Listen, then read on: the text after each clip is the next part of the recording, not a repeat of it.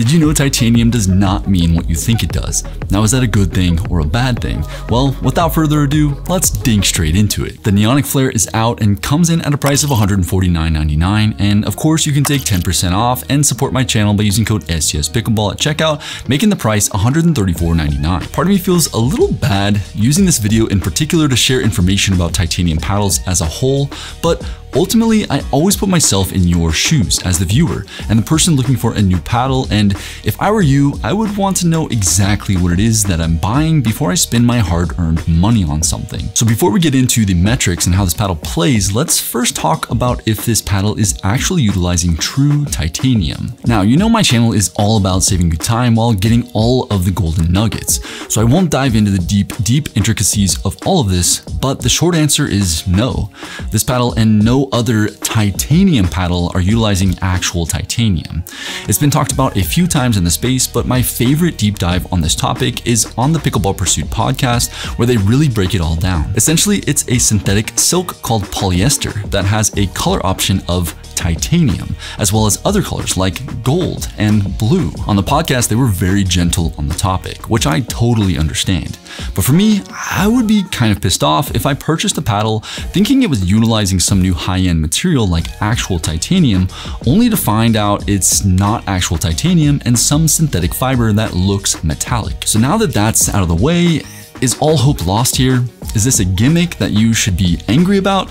Well, I don't think that's the case either.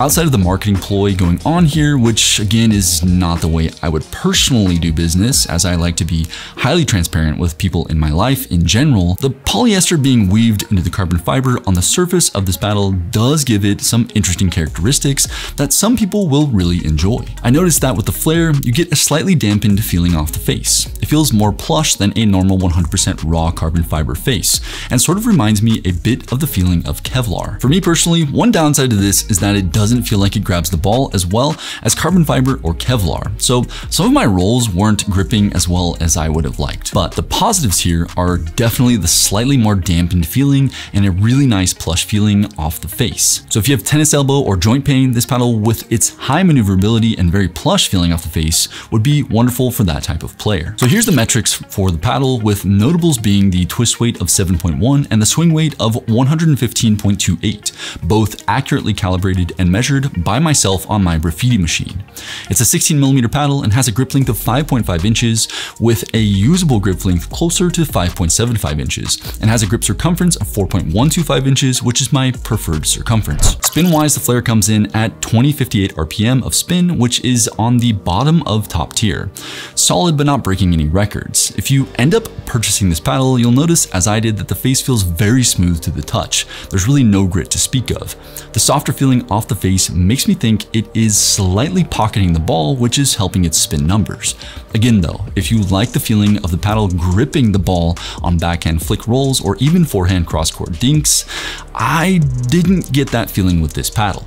I noticed the spin mostly on my serves and my drives. To compare this paddle to its competition in the space, we have the Spartus Apollo at 2318 RPM, the Volair Mach 2 Forza 16mm at 2314 RPM, and the Honolulu J3K Pro, which is my favorite of the J3K options, at 2065 RPM. So we can see that the top dogs are the Spartus Apollo and the Volair Mach 2 Forza in this shape design in the spin category. As far as power goes, I would place the Neonic flare more so in the control category.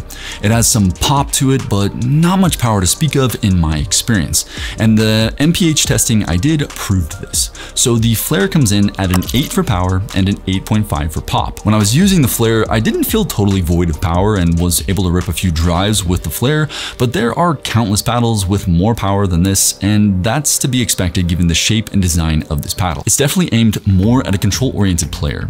Solid pop off the face for hand battles and speed ups for sure though. Not crazy pop, but above average, I would say overall. Let's compare these numbers to its competition by design. We have the Spartus Apollo coming in at an 8.7 for power and an 8.9 for pop, the Volair Mach 2 Forza 16mm at an 8.5 for power and a 7.6 for pop, and lastly we have the Honolulu J3K Pro at an 8.6 for power and an 8.9 for pop. The sweet spot feels solid for the shape of this paddle, nothing crazy like how large the sweet spot is on the Honolulu J2K, the Volair Mach 2 Forza, or the Spartus Apollo, which have some of the the best sweet spots for their relative shape in the space, but not bad either.